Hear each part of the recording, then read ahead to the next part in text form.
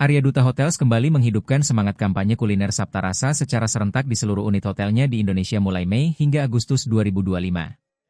Kegiatan yang diluncurkan melalui Zoom pada Rabu, ini dikemas lebih menarik dengan konsep baru berupa kartu cerita di setiap meja makan.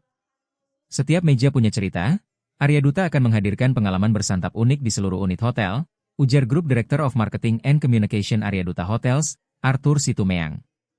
Di Arya Duta Makassar, kampanye ini dikemas dalam program Ngumpul Besti yang menghadirkan paket makan lengkap untuk 5 orang seharga Rp325.000 dengan sajian khas Makassar seperti nasi daun jeruk, ayam goreng ceremes, telur balado, tempe, tahu, paru, dan sayur santan.